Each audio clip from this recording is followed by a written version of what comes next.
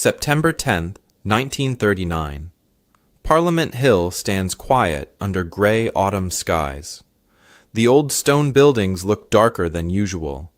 A cool wind blows across the lawn where crowds of people wait. Inside the House of Commons, 245 men sit in rows of wooden seats. They know they are about to make history. Every single one of them feels the weight of this moment pressing down on their shoulders. Prime Minister William Lyon Mackenzie King stands up. He is 65 years old. His suit is dark and proper. His face looks tired but determined. The room goes completely silent. You could hear a pin drop on the floor. King's voice is steady but serious when he begins to speak. Outside the windows, more people gather. They want to know what Canada will decide. 7 days ago, Britain declared war on Nazi Germany. 7 days ago, the world expected Canada to follow right away. That is what happened in 1914, when the Great War started. Back then, when Britain went to war, Canada went to war automatically. No vote, no choice, no debate. Over 600,000 young Canadian men fought in that terrible war. More than 60,000 of them never came home. They died in muddy trenches in France and Belgium. They died at places called Vimy Ridge and Passchendaele. But their parliament never voted to send them. Britain decided for them. This time is different. This time, Canada has changed. The nation of 11.5 million people stands at a crossroads. In 1931, something important happened. Britain passed a law called the Statute of Westminster. That law said Canada could make its own decisions. Canada could sign its own treaties. Canada could say no to Britain. Most important of all, Canada could declare its own wars. For 8 years, Canada had this power, but never used it. Now, with Nazi tanks rolling through Poland and Europe falling into darkness, the moment has arrived. King speaks to the 245 members of Parliament. His words carry across the chamber. Germany has invaded Poland, he says. France and Britain have chosen to resist this aggression, but Canada must decide for itself. The word itself hangs in the air like smoke. Canada, not Britain, not the Empire. Canada. Some people outside are angry about the wait. Britain declared war on September 3rd. That was 7 days ago. Why did Canada wait? Why didn't they follow immediately? Conservative leader Robert Magnan wants Canada to act faster. Newspapers print angry headlines. Veterans from the Great War line up at recruitment offices, ready to fight again. They remember 1914. They remember following Britain without question. But King holds firm. Parliament will decide, he keeps saying. Those 3 words matter more than anything. Parliament will decide, not London, not the King of England. Parliament. Canadian voices. Canadian choice. The tension in the room is thick enough to cut with a knife. Members from Quebec watch carefully. They remember 1917. That year, Canada forced men to join the army against their will. Quebec hated that decision. French Canadians felt dragged into Britain's war. The anger and division nearly tore the country apart. Henri Bourassa, a powerful voice from Quebec, has already asked, why should we care about Europe's wars? The question echoes in everyone's mind. King knows this history. He knows the danger. He promised the people of Canada that Parliament would choose. He promised no one would be forced to fight. He promised this would be Canada's decision, not Britain's order. Now he must keep that promise. The debate begins. Member after member stands up to speak. Most support the war. They believe Nazi Germany must be stopped. They believe in standing with Britain and France. But they also believe in something new and precious. The right to choose. One man stands alone against the tide. J.S. Wordsworth is a pacifist. He believes all war is wrong. He knows his vote will not change anything. He knows 244 other members will vote yes. but he stands up anyway and says no. The chamber listens respectfully. Even those who disagree with him understand courage when they see it. Then comes the vote. Hands rise across the chamber. 244 members vote yes. Only Wordsworth votes no. The numbers are clear. The decision is made, not because Britain demanded it, not because of old colonial duty, because Canada chose it, because Canadian members of Parliament, representing Canadian people from the Atlantic Ocean to the Pacific Ocean, voted to declare war on Nazi Germany. The next day, September 10, 1939, something remarkable happens far across the ocean. At the Royal Lodge in Windsor Great Park, Vincent Massey walks through grand doors. He is Canada's High Commissioner to Britain. In his hands he carries a document. He meets with King George VI. But this meeting is different from any other in history. George is not signing as the King of England. He is signing as the King of Canada.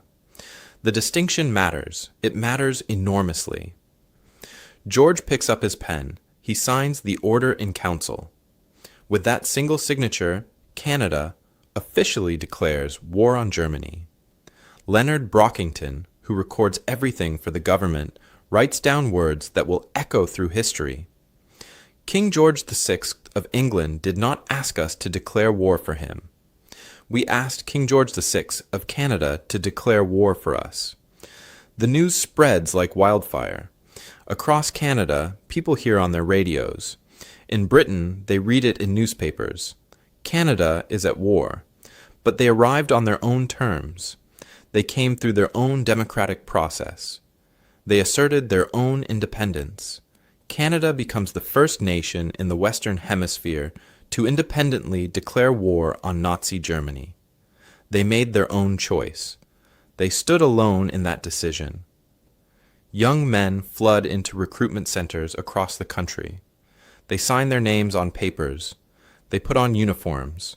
Not because someone ordered them, because they chose to. Private Harold Wilson, 19 years old, writes to his mother from Toronto, "Grandpa went to war in 1914 because the king called. I'm going because Canada chose. That matters to me." 6 days later, the first convoy leaves Halifax Harbor. Ships filled with supplies head across the dangerous Atlantic Ocean toward Britain. 2 Canadian warships, HMCS St. Laurent and HMCS Saguenay, guard them. The war has begun. But something else has begun too. Canada has found its voice. Canada has claimed its independence. Canada has proven it can stand as an equal, not a follower. And here is what makes this story truly extraordinary. In just over 2 years, the world will change again. War will explode across the Pacific Ocean, and when it does, Canada will do the same thing one more time. They will be first again. They will declare war before any other nation. They will prove that September 10, 1939 was not a lucky accident. It was who Canada had become. To understand why Canada's independent declaration mattered so deeply, we must look back to August 1914. That summer, Europe exploded into the Great War. On August 4th, at 11 o'clock at night, Britain declared war on Germany. At that exact moment, Canada became a nation at war. No debate happened in Parliament. No vote was taken. No choice was given. When Britain was at war, Canada was automatically at war too.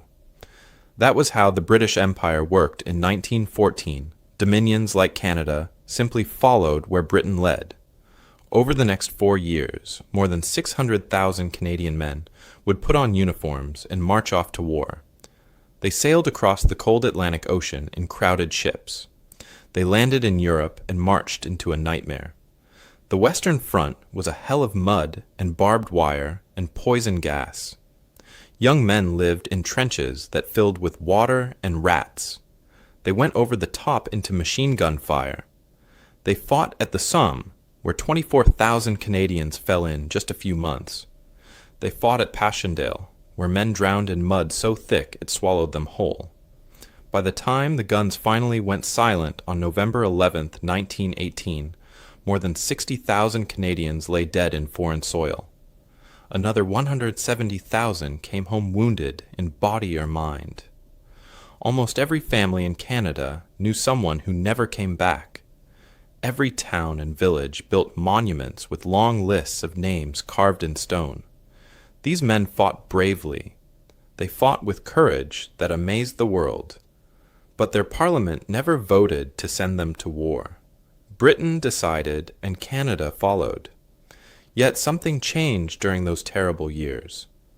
Canadian soldiers proved themselves among the finest fighters in the entire British Empire.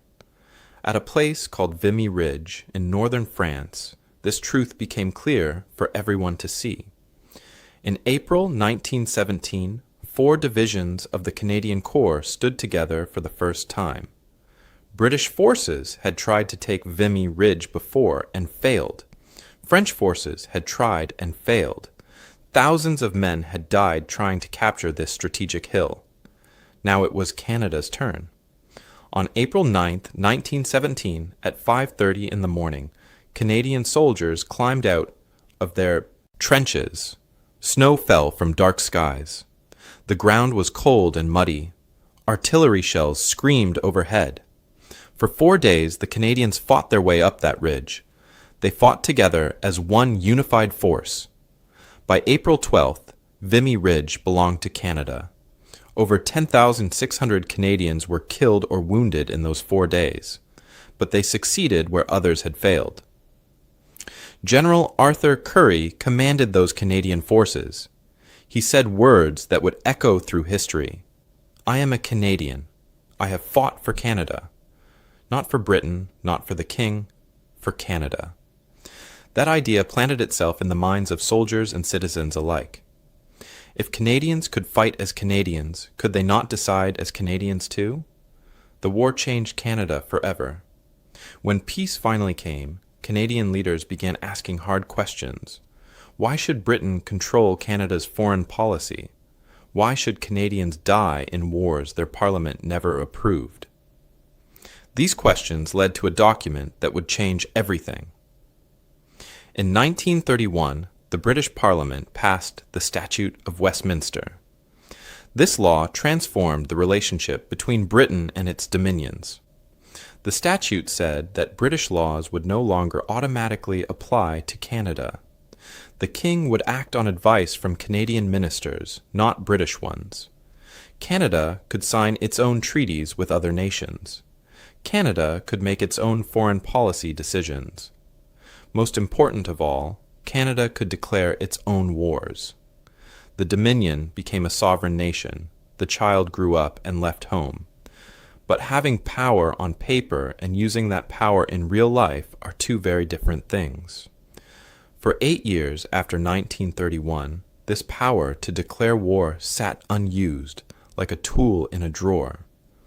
Would Canada really assert independence from the mother country when the moment came? Would a nation built mostly by British immigrants really stand separate from Britain in a time of crisis?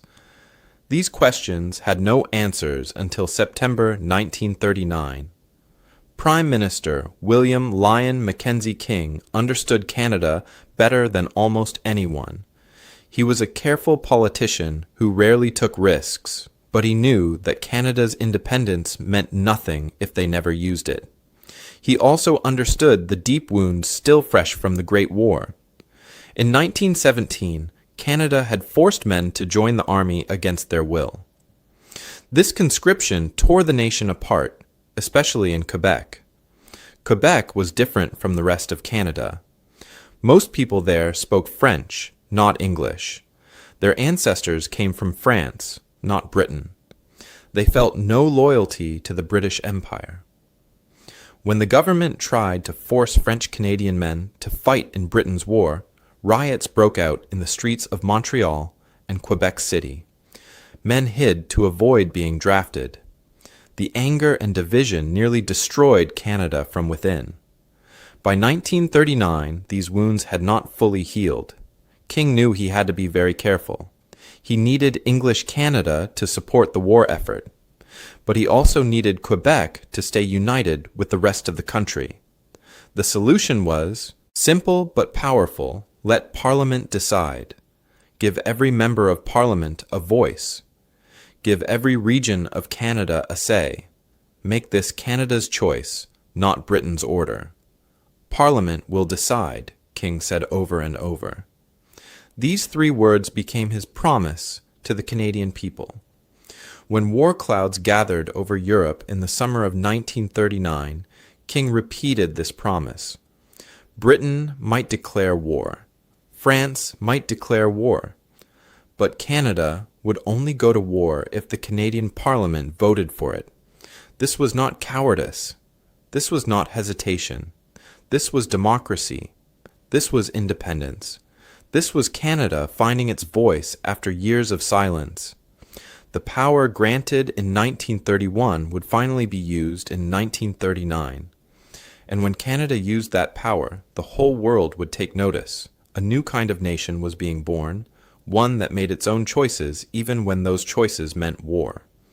At 4:45 in the morning on September 1st, 1939, German tanks rolled across the border into Poland. The sound of engines filled the early morning darkness. Within hours, German panzer divisions smashed through Polish defenses. Luftwaffe bombers screamed through the sky over Warsaw, dropping bombs on the sleeping city below. Explosions lit up the night. Buildings collapsed into rubble. People ran through the streets looking for shelter. The Second World War had begun. 2 days later, on September 3rd, Britain and France sent messages to Adolf Hitler. The messages were clear and simple. Pull your armies out of Poland or face war. Hitler ignored them completely. At 11 o'clock in the morning, British time, Prime Minister Neville Chamberlain's tired voice crackled over radio waves across the British Empire. I am speaking to you from the Cabinet Room at 10 Downing Street, he said. This country is at war with Germany. His voice sounded old and defeated. The words hung heavy in the air. In Ottawa, the pressure on Prime Minister Mackenzie King began immediately. British officials sent urgent messages. They assumed Canada would follow right away, just like in 1914. Why would this time be any different? Conservative opposition leader Robert Magnan stood up in public and demanded immediate action. We must stand with Britain now, he declared. Every hour we wait is an hour of shame. Newspapers across English Canada printed angry headlines. Why does Canada hesitate? Asked the Toronto Star. Britain stands alone while we debate, wrote the Montreal Gazette. Veterans from the Great War, men in their 40s and 50s who still remembered the trenches, flooded into recruitment offices. They were ready to fight again. They did not understand why Canada was waiting. The emotional pull was enormous. Britain was the mother country. Most Canadians came from British families. They spoke English. They sang God Save the King. They grew up with pictures of London and stories of the Empire. Now Britain faced Nazi Germany alone, and Canada sat across the ocean talking about Parliament and votes and procedures. It felt wrong to many people. It felt like abandoning family in their darkest hour. But King held firm like a rock in a river. Parliament will decide, he said again and again to anyone who would listen. Reporters asked him why Canada was delaying. We are not delaying, King answered. We are deciding. The difference between those two words mattered more than most people understood. King never doubted that Canada would go to war. He knew it in his bones. But how Canada entered the war mattered just as much as entering it. Would Canada slide into war automatically like a colony? Or would Canada choose war deliberately like a sovereign nation? The difference would define who Canada was and who Canada would become. The weight felt like agony. While Poland burned under German bombs, Canada debated. While Britain mobilized its army and navy, Canada waited for Parliament to meet. Parliament was not scheduled to come back until October 2nd.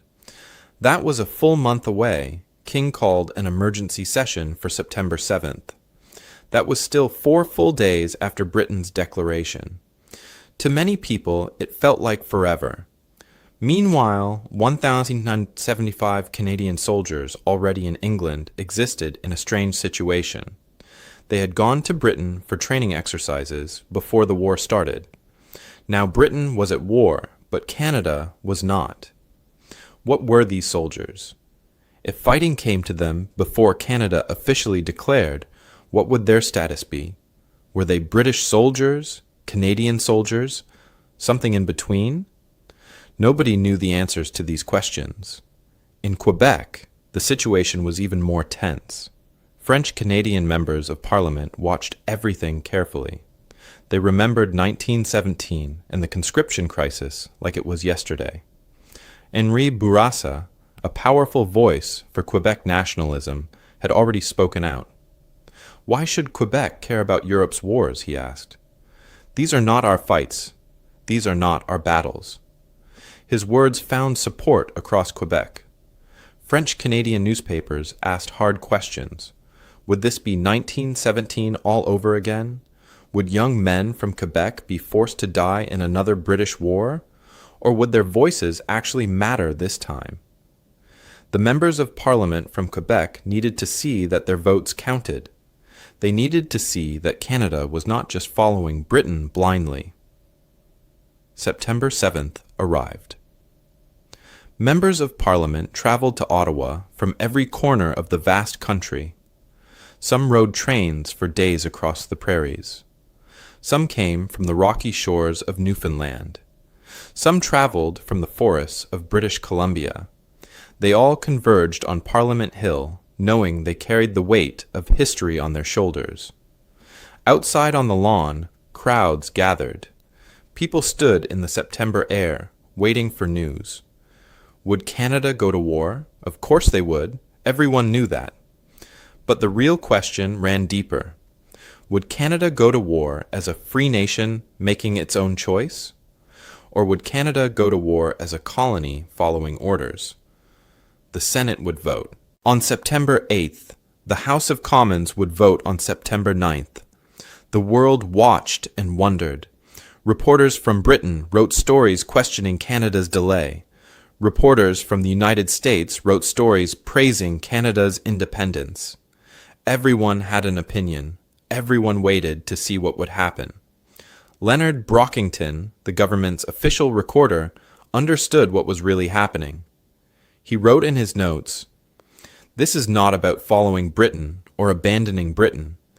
This is about Canada finding itself. This is about a nation learning to stand on its own feet even when standing is hard." The moment of decision drew closer with each passing hour. Everything hung in the balance. Would 245 members of Parliament have the courage to vote yes, knowing what war would cost? Would they stand united, or would the country split apart? Would Canada's first independent declaration of war be its last? The chamber of the House of Commons filled slowly on September 9th, 1939. 245 members walked through the heavy wooden doors and took their seats. The room smelled of old wood and paper. Light came through tall windows, casting shadows across the rows of desks. Every seat mattered. Every voice counted. Outside, crowds pressed against the iron gates of Parliament Hill, waiting to hear what their elected leaders would decide. Prime Minister William Lyon Mackenzie King sat at his desk in the front. His hands rested on papers he had written and rewritten many times. He wore a dark suit and tie. His face looked serious but calm. Around him sat members of his cabinet. Across the aisle sat the opposition members. Behind them, the backbenchers filled the remaining seats. The chamber had never felt so full and so quiet at the same time. At exactly 3 o'clock in the afternoon, the Speaker called the House to order. The sound of his gavel echoed through the room.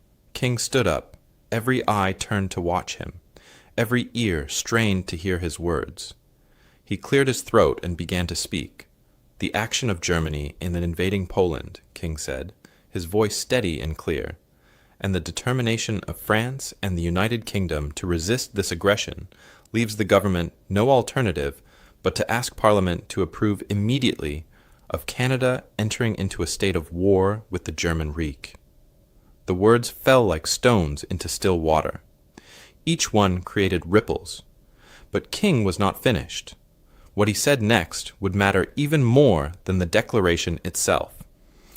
"I wish to repeat what I have already said," King continued. "The present situation is not of Canada's making. Canada is a partner nation of the British Commonwealth. We have our own Parliament and our own government. It is for our Parliament to decide whether and to what extent Canada will participate in conflicts in which other countries are concerned." The phrase "our Parliament" rang through the chamber. Not Britain's Parliament, not the Empire's Parliament, our Parliament. Canadian voices, Canadian choice, Canadian decision. Members shifted in their seats. Some nodded in agreement. Others sat perfectly still, taking in the weight of what they were about to do. This was not 1914. This was not automatic. This was deliberate. This was democracy at work. The debate began. Member after member stood up to speak. Most supported the declaration of war. They spoke of duty and honor. They spoke of stopping Nazi tyranny. They spoke of standing with Britain and France against evil. But they also spoke of something new. They spoke of Canada making its own choice. They spoke of sovereignty and independence. They spoke with pride about being asked to decide, not being told what to do. Members from Quebec rose to speak in French. They expressed their concerns carefully. They remembered 1917. They remembered being forced to fight. But they also recognized something different this time. Their voices mattered. Their votes counted. This was not London commanding them. This was Ottawa asking them.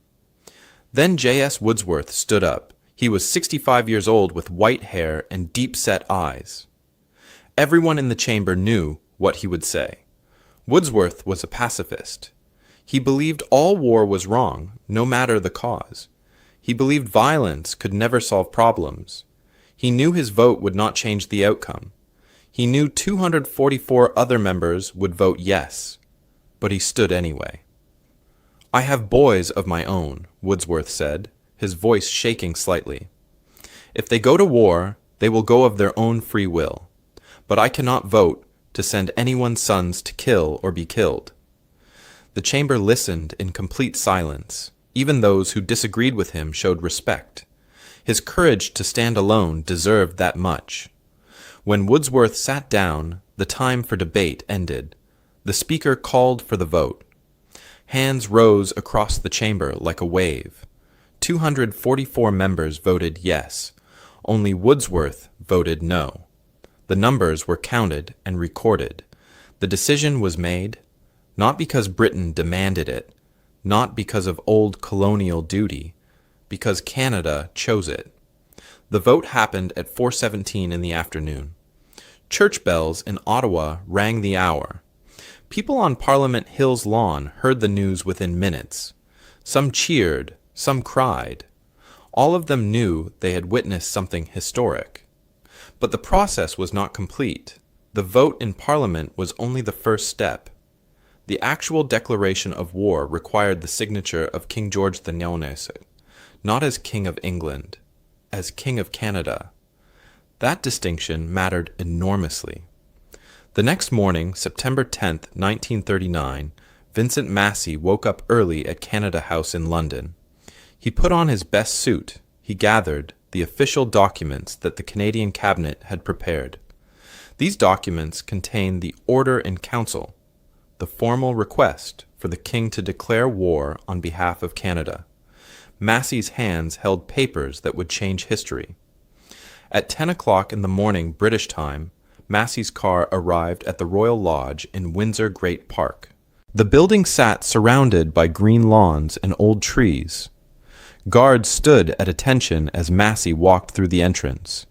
He carried the documents in a leather folder under his arm. His heart beat faster with each step.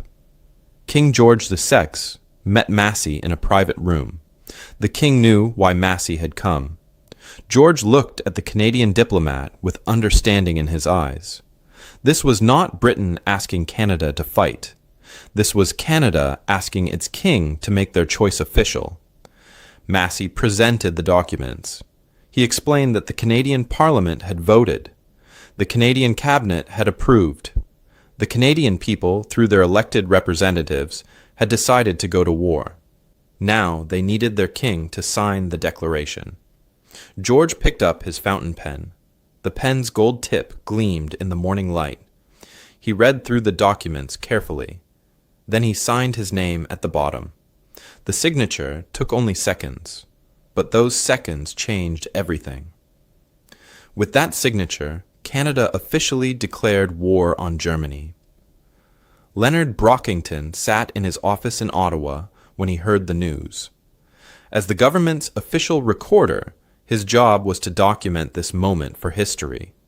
He picked up his own pen and wrote words that would echo through the years. King George of England did not ask us to declare war for him. We asked King George VI of Canada to declare war for us. The difference in those words captured everything. Canada had not followed. Canada had led. Canada had chosen. News spread across the country like wildfire. Radio announcers broke into regular programs with special bulletins. Canada is at war, they said. Parliament has spoken. The King has signed. Canada is at war with Germany. In English, Canada, the reaction was strong support, mixed with quiet pride. They would stand with Britain, yes, but they stood as equals now, not as subjects. In Quebec, the reaction was more complex. They were going to war, but at least their members of Parliament had voted. At least their voices had been heard. Young men across the country lined up at recruitment centers. They signed their names on papers. They raised their right hands and swore oaths, not because someone forced them, because they chose to. Private Harold Wilson stood in line in Toronto. He was 19 years old. When his turn came, he signed his name clearly. Later that night, he wrote to his mother. Grandpa went to war in 1914 because the king called, he wrote. I'm going because Canada chose. That matters to me.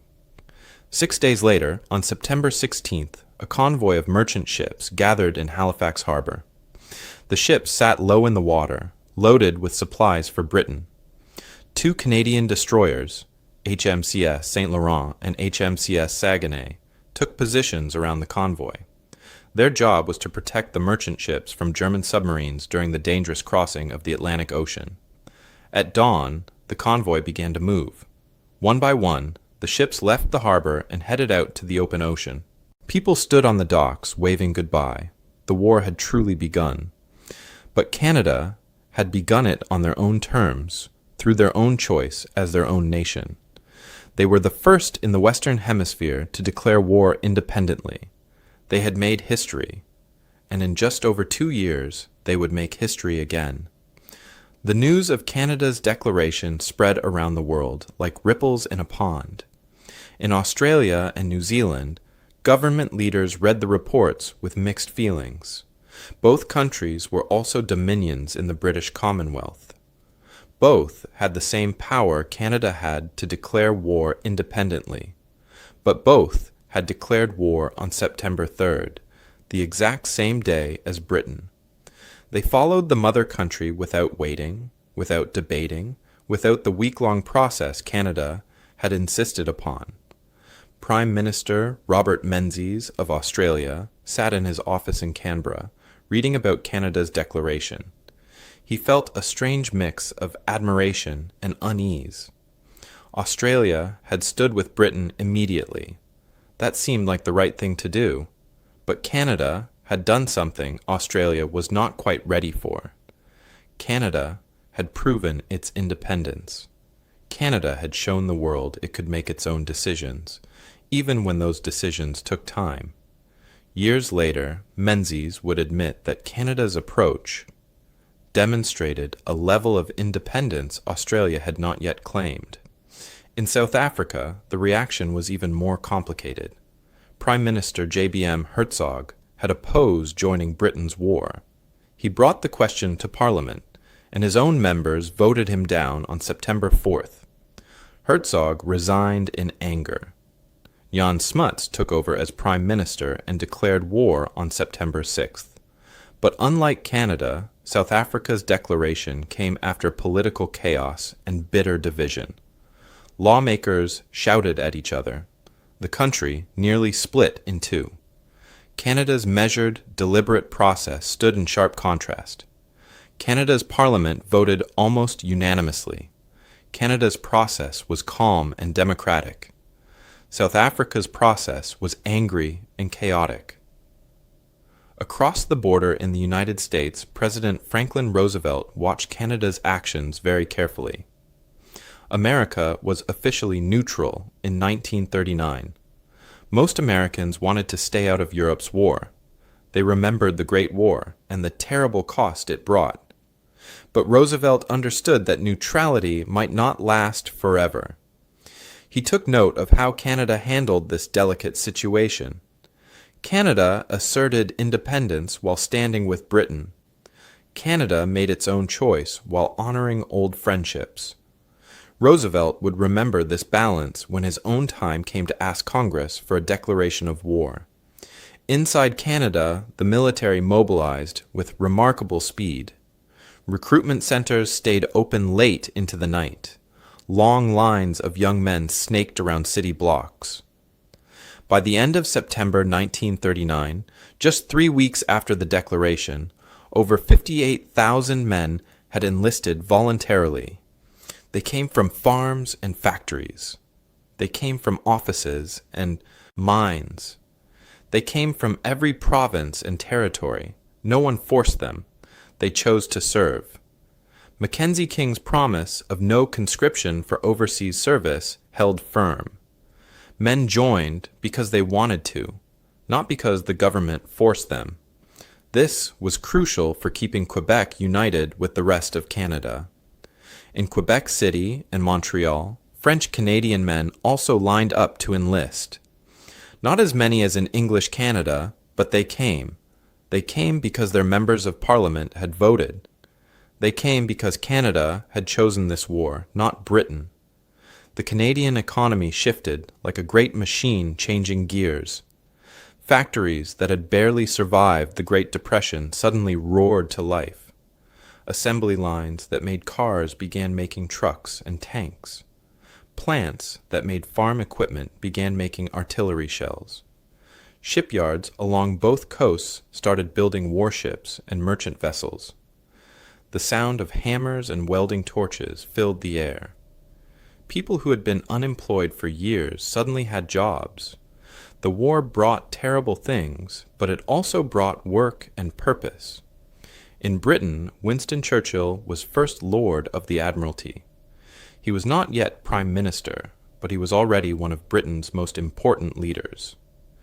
Churchill sent a personal message to Canada. He thanked them for standing with Britain in this hour of trial. But Churchill also noticed something important. His message acknowledged that Canada had not stood with Britain out of colonial duty. Canada had stood as an equal. Canada had stood as an ally by choice. That difference mattered deeply. For Jewish refugees fleeing Nazi persecution in Europe, Canada's declaration brought hope. If Canada was fighting the Nazis, maybe Canada would welcome those fleeing Nazi terror. Sadly, that hope would mostly go unfulfilled. Canada's immigration policies during the war were shamefully restrictive. The government turned away thousands of Jewish refugees seeking safety.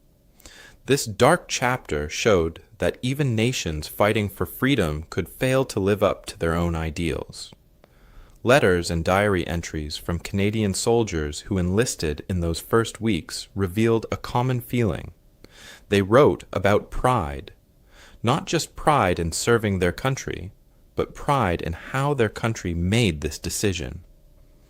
Private Harold Wilson wrote to his mother from Toronto, When Grandpa went to war in 1914, he went because the king called. I'm going because Canada chose. That matters to me. Those words appeared again and again in different forms. Canada chose. We chose. That choice made the sacrifice feel different somehow. Lieutenant General Andrew MacNaughton took command of Canadian forces. He was a tough, smart officer who had served in the Great War. MacNaughton established a principle that would define Canada's military contribution. Canadian troops would fight together as a unified Canadian force. They would not be broken up and scattered among British units. Canadian soldiers would serve under Canadian commanders. They would fight as Canadians, not as extensions of the British Army. This military independence mirrored the political independence of September 10, 1939. Training camps opened across Canada. Young men learned to march in formation. They learned to shoot rifles and throw grenades. They learned to dig trenches and read maps. Officers taught them military discipline. Sergeants shouted commands until the men responded without thinking. Cold autumn rains fell on parade grounds where recruits practiced over and over. The work was hard and the hours were long. But the men knew why they were there. Canada had chosen this fight. They would be ready when the time came. The fall and winter of 1939 brought what people called the Phony War. Germany had conquered Poland quickly, but then the fighting seemed to stop. German and French armies faced each other across fortified lines, but neither side attacked. Britain sent troops to France. Canada sent the 1st Canadian Infantry Division, which arrived in Britain on January 1, 1940. But no major battles happened. People began to wonder if maybe the war would end quickly without much more fighting. They were wrong. In the spring of 1940, everything changed. In April, Germany invaded Denmark and Norway. In May, German tanks smashed through Belgium and the Netherlands. The Blitzkrieg, the Lightning War, proved unstoppable. British and French forces retreated toward the coast. By June, France was falling. Britain stood alone against Nazi Germany, with only its Commonwealth ally still in the fight. Canada had made its choice in September 1939. Now that choice meant everything. With France defeated and Britain threatened with invasion, Canada became even more important. Canadian factories worked day and night producing weapons and supplies. Canadian ships guarded the vital sea lanes across the Atlantic. Canadian airfields trained thousands of pilots who would defend Britain's skies. Canada had chosen to stand with Britain. Now Britain desperately needed that support. But the world was about to change again. War was spreading. In the Pacific Ocean, Japan was building its empire through conquest. The United States remained neutral, but tensions grew. Events were building toward another explosion, another moment of crisis. And when that moment came in December 1941, Canada would once again be first to respond. The nation that declared war independently in September 1939 would prove that declaration was not a one-time event. It was who Canada had become. Canada's independent declaration of war in September 1939 created changes that reached far beyond the immediate military contribution. The decision sent waves through the British Commonwealth that would reshape relationships between nations for generations to come. The British Commonwealth was transforming before everyone's eyes. For hundreds of years, the empire meant Britain at the center, with colonies circling around it like planets around the sun. Britain made decisions and the colonies followed. But Canada's action in September 1939 proved something new was happening. The old empire was dying. A new commonwealth of equal partners was being born. Canada did not follow Britain into war. Canada chose to stand with Britain as an ally, as an equal, as a sovereign nation making its own decisions. This precedent mattered enormously. In 1949, just 10 years after the war ended, The London Declaration would establish the modern Commonwealth. That declaration described the Commonwealth as a voluntary association of independent and equal nations. Canada's assertion of independence in 1939 was cited as the turning point, the moment when the relationship fundamentally changed. Other dominions watched what Canada did and learned from it. Independence was possible. Sovereignty was real. The Commonwealth could be a partnership, not a dictatorship. Canada's war production became absolutely crucial to Allied victory. In December 1939, Canada launched the British Commonwealth Air Training Plan. This massive program trained pilots and aircrew from all over the Commonwealth in Canada, far away from German bombers. Canadian skies were safe. Canadian airfields were perfect for training. Over the course of the war, more than 130,000 Allied aircrew would train in Canada. They came from Britain, Australia, New Zealand, and other Commonwealth nations. They learned to fly in Canadian skies. Many of them owed their lives to that training when they faced German fighters over Europe. Canadian factories worked around the clock producing weapons and equipment. Assembly lines that once made cars now produced tanks. Shipyards that built fishing boats now built destroyers and corvettes. By the end of the war, Canada would have the fourth largest air force in the world. Canada would have the third largest navy. From a nation of just 11.5 million people, this industrial output was remarkable. Canada produced 16,000 aircraft, 50,000 tanks and military vehicles, and 487 naval vessels. This was not colonial tribute sent to Britain. This was a sovereign ally choosing how to contribute to the war effort. Inside Canada, the political impact of September 1939 helped Mackenzie King navigate the conscription crisis that inevitably came. In 1942, as the war grew worse and more soldiers were needed, King held a national vote. He asked Canadians to release the government from its promise not to force men to fight overseas. This was called a plebiscite. Across Canada, 64% of people voted yes. They agreed to allow conscription if necessary. But in Quebec, the vote went the opposite way. Nearly 73% of Quebec voters said no. They still oppose forcing men to fight. The conscription crisis of 1942 could have torn Canada apart like it did in 1917. But this time was different.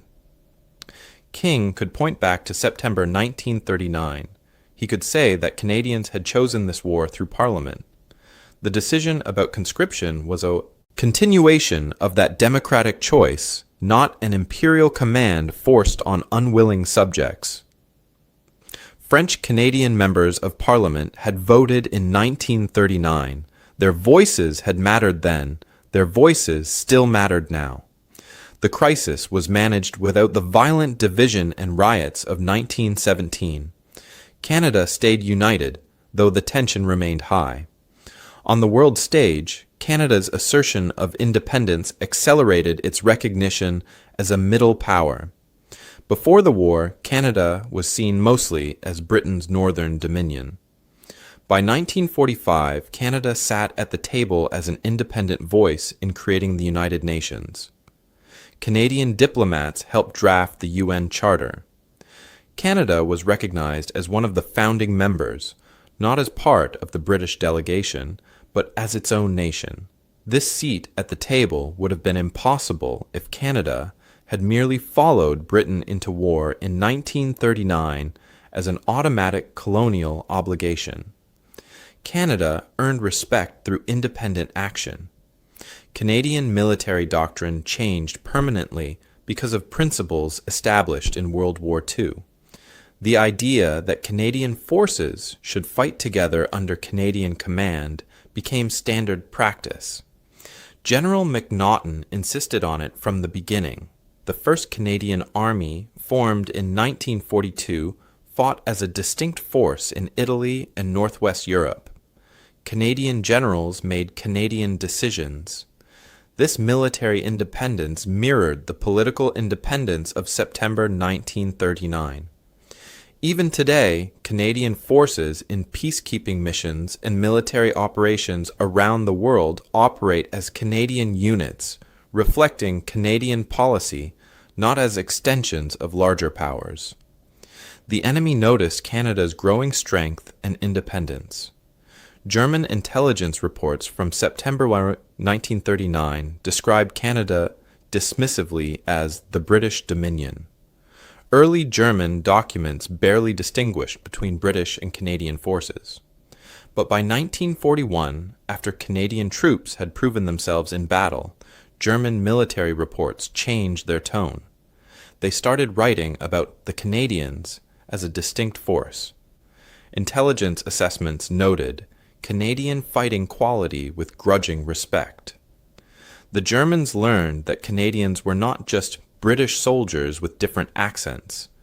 They were their own army with their own character. Allied nations responded to Canada's new status with growing respect. When President Franklin Roosevelt and Prime Minister Winston Churchill met for the Atlantic Conference in August 1941, they invited Mackenzie King to join them, not as Britain's deputy or assistant, but as the leader of a sovereign allied nation. King sat at the table as an equal. His voice carried weight. This recognition mattered deeply when December 1941 arrived, and Canada would make its second historic declaration. The transformation of Canada's international identity happened remarkably fast. In 1914, Canada went to war automatically when Britain declared. In 1939, Canada made its own choice.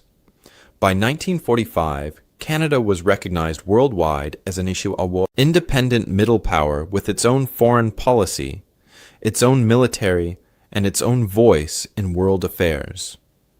The change took just 31 years, but it felt like centuries of evolution compressed into a single generation. Yet for all these strategic and political changes, the human cost remained staggering. By the end of 1940, Canadian forces were deployed around the world. They guarded Iceland. They defended Britain's skies. They protected convoys crossing the Atlantic against German submarines.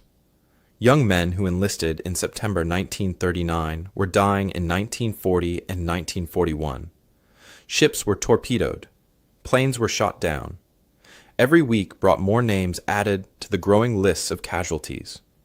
The Royal Canadian Navy grew from a tiny force of just 13 vessels and 3,500 personnel in 1939 to a fleet of over 400 ships and nearly 100,000 sailors by 1945. These sailors fought the Battle of the Atlantic, protecting the vital supply lines that kept Britain alive. German submarines, called U-boats, hunted the convoys.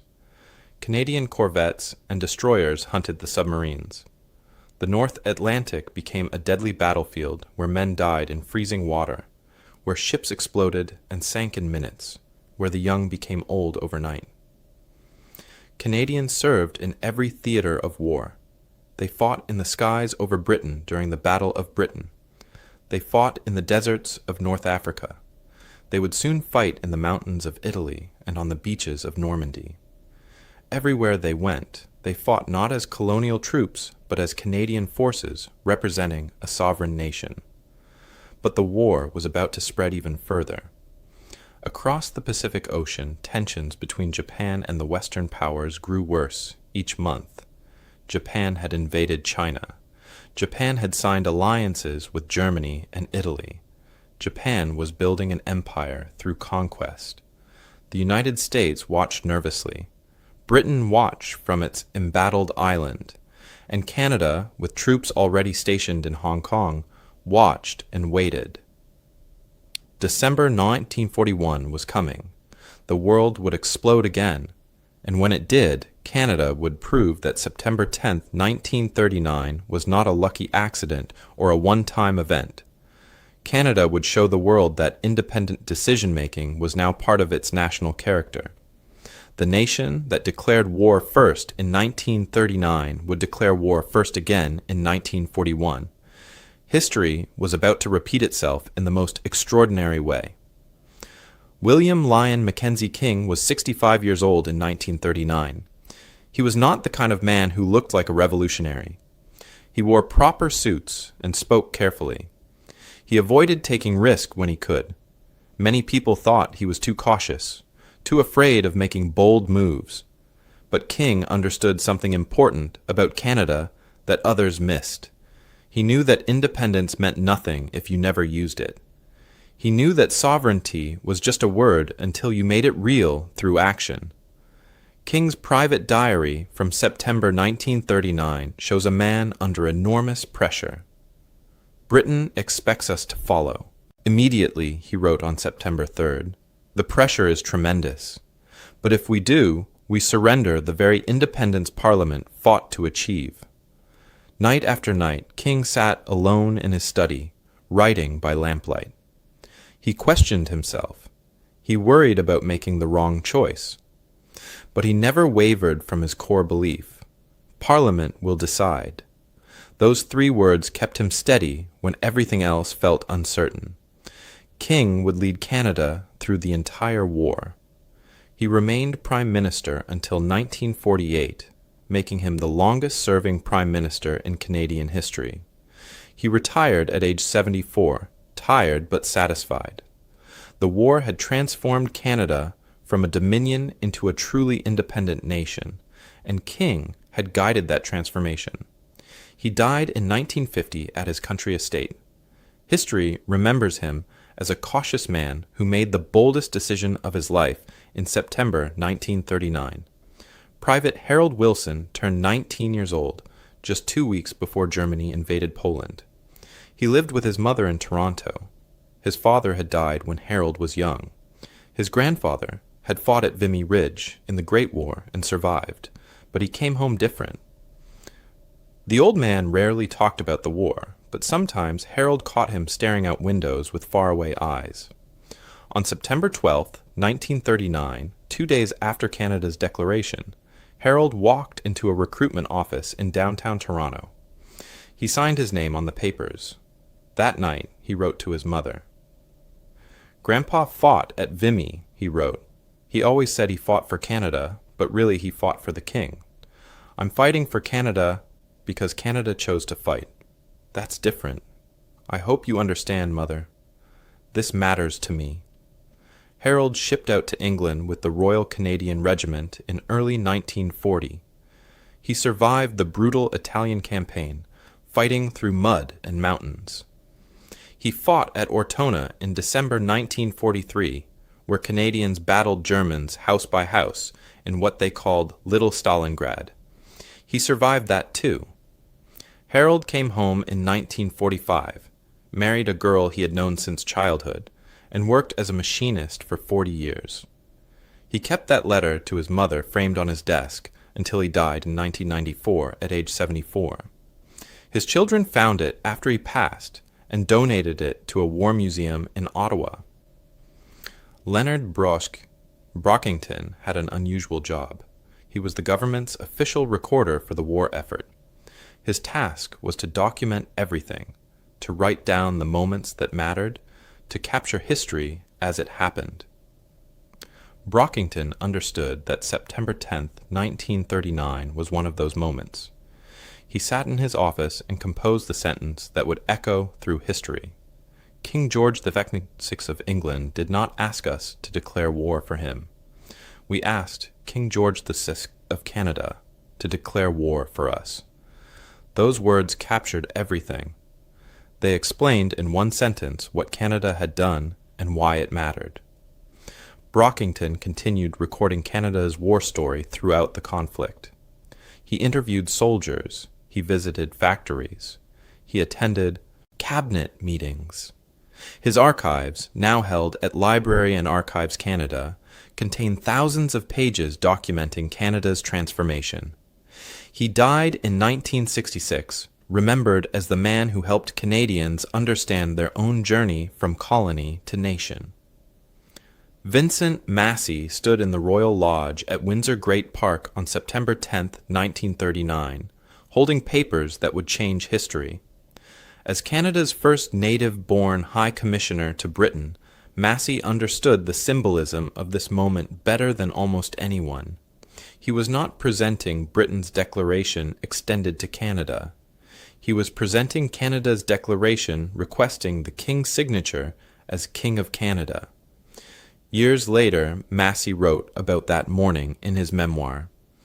I handed His Majesty not Britain's declaration extended to Canada, but Canada's declaration requesting his signature as King of Canada. The symbolism was not lost on him or me. We were creating something new. The old empire was ending. Something better was beginning. Massey would later become Canada's first Canadian-born Governor-General in 1952. He held that position for 7 years, completing a symbolic journey from colonial representative to Indigenous head of state. He lived until 1967, long enough to see Canada celebrate its 100th birthday as a confederation. Across Canada, ordinary people experienced the Declaration in different ways. In English-speaking provinces like Ontario and British Columbia, the decision met with enthusiastic support. People felt proud that Canada had made its own choice. They still loved Britain, but they loved Canada more. In Quebec, the reaction was more complicated. Edouard Picard was a French-Canadian journalist working for Le Devoir in Montreal. On September 11, 1939, he wrote an editorial that captured Quebec's complex feelings. We do not fight for Britain, Picard wrote. We fight because Canadians, including French Canadians, voted to fight. C'est différent. This is different. Our voices were heard. Our votes counted. We chose this path together. Not all French Canadians agreed with Picard. Many still opposed the war strongly. But even those who opposed it recognized that something had changed. Parliament had voted. Democracy had worked. Their representatives had participated in the decision. It was not perfect, but it was better than 1914. Marie LeBlanc lived on a farm outside Quebec City. She had 3 sons. When Canada declared war, she knew they would want to enlist. She wrote in her diary on September 10, 1939, "The war has come, my boys will go. But at least this time, Quebec had a voice. At least this time, we were asked, not told." 2 of Marie's sons enlisted in 1940. One came home in 1945. The other died in Italy in 1944. Marie lived until 1968, keeping her son's letters in a wooden box beside her bed. She read them when she felt lonely, when she missed him too much to bear. Across Canada, similar stories played out in thousands of homes. Mothers sent sons, wives sent husbands, children said goodbye to fathers. The cost of Canada's choice was paid in blood and tears and heartbreak. But the people who paid that cost did so knowing their nation had chosen this path democratically, independently, as a sovereign people making their own decisions. And then came the night that would change everything. December 7th, 1941. At 11:30 at night, the telephone rang in the Prime Minister's residence in Ottawa. William Lyon Mackenzie King picked up the receiver. The voice on the other end delivered shocking news. Japan had attacked Pearl Harbor in Hawaii. American battleships were burning. Hundreds of American sailors were dead. The United States had been attacked without warning, without declaration, in a surprise assault that would change the world. But there was more. 4 hours after Pearl Harbor, accounting for the time difference across the Pacific, Japan had also attacked Hong Kong. That British colony held a garrison of 14,000 soldiers defending against invasion. Among them were 1,175 Canadian troops, young men from Winnipeg and Quebec City, farm boys from Saskatchewan, and fishermen from Newfoundland. They were under attack right now, fighting and dying, while King held the telephone in his trembling hand. King acted immediately. He made phone calls to his cabinet ministers, waking them from sleep. Within an hour, they gathered for an emergency meeting. The situation was clear and urgent. Canadian soldiers were fighting Japanese forces at this very moment. Unlike September 1939, Parliament was not in session. The members had gone home for the winter and were not scheduled to return until January 21st, 1942. That was more than 6 weeks away. King could have waited. He could have consulted Parliament when they returned in January. The Canadian Constitution gave him that option, but Canadian blood was being spilled in Hong Kong right now. Canadian boys were fighting and dying in the darkness on the other side of the world. They needed to know their country stood with them. They needed to know Canada was at war. At 11:30 that same night, December 7, 1941, Mackenzie King made an announcement. The Canadian cabinet had decided Canada would declare war on Japan immediately. The Governor-General would issue a royal proclamation the next day, December 8th, declaring that a state of war had existed between Canada and Japan as of December 7th. Canada had declared war on Japan before the United States. President Franklin Roosevelt would give his famous Day of Infamy speech to Congress on December 8th. Congress would vote to declare war that same day. Britain also declared war on December 8th. But Canada, with soldiers already fighting Japanese forces in Hong Kong, declared on December 7th.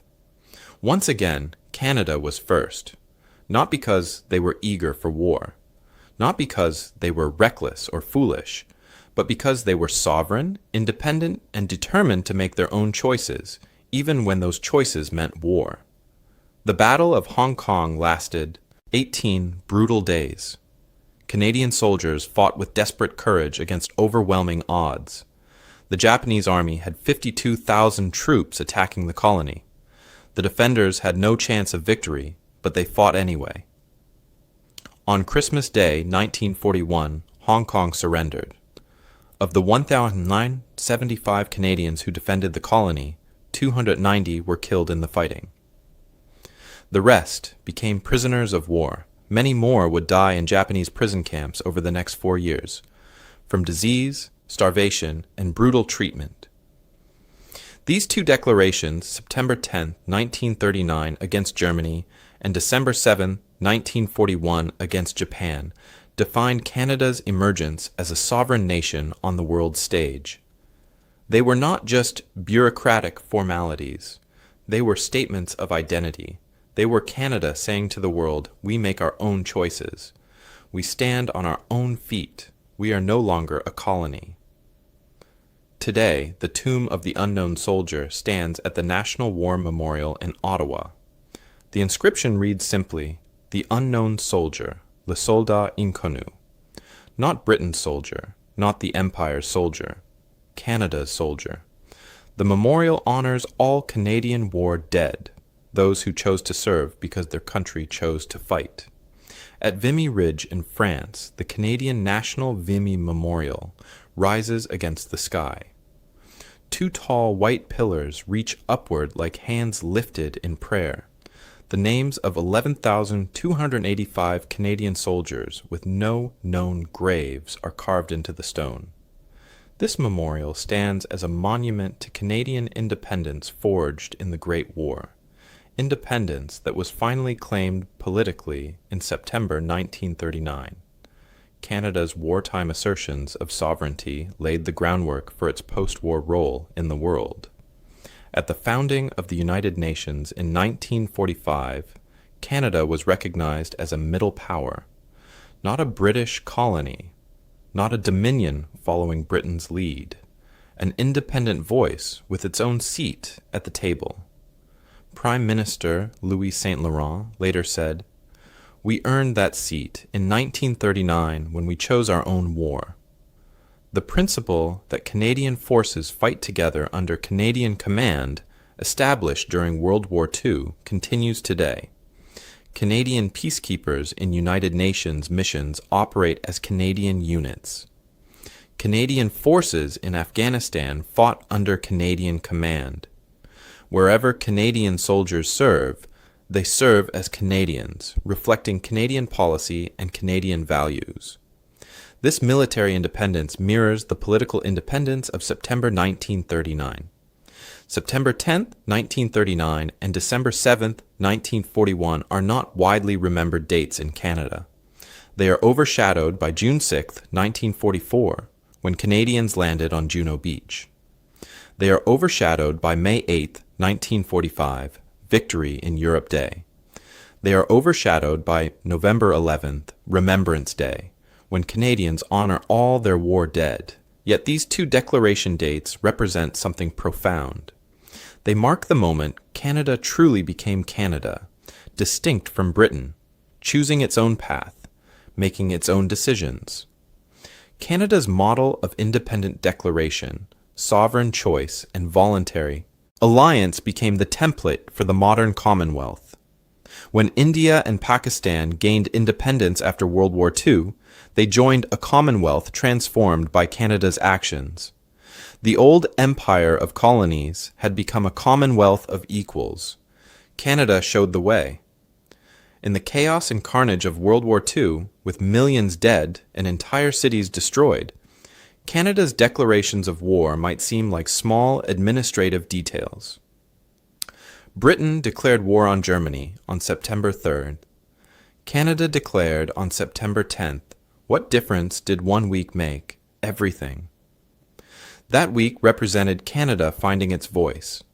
That week honored the 60,000 Canadians who died in World War I without their country ever voting to go to war. That week represented the transformation from colony to nation, from obligation to choice, from following to leading. And on December 7, 1941, when Canadian soldiers fought and died in Hong Kong, Canada did not wait for anyone. They declared war on Japan immediately, before the United States, before Britain, before anyone. Canada stood with its soldiers without hesitation. Twice in World War II, Canada was first to declare war. These were not accidents. These were choices that defined a nation. Over 1 million Canadians served in World War II. More than 45,000 died.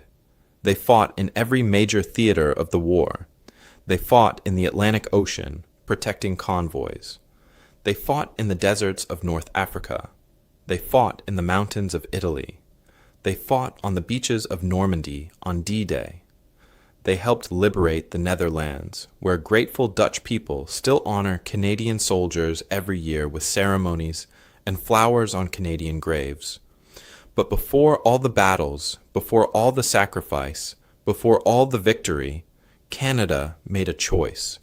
Twice. And in making that choice, they became not just Britain's ally, but Britain's equal. Not a dominion following the mother country, but a sovereign nation charting its own course through the darkest period in human history. The Canadian writer Pierre Berton later wrote, "We earned our independence in the mud of Vimy Ridge. We claimed it in Parliament on September 10, 1939, and we proved it on December 7, 1941. Canada's two declarations were acts of courage as real as any battlefield valor.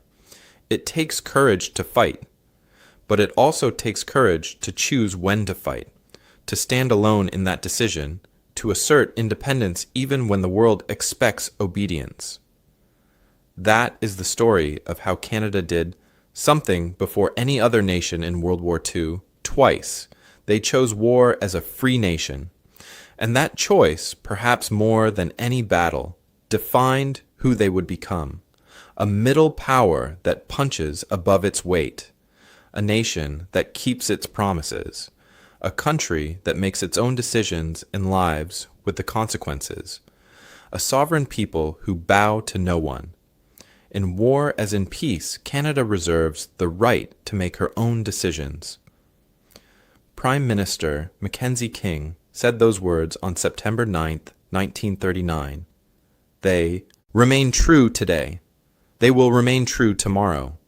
That is Canada's legacy from two declarations of war made in the darkest hours of the 20th century.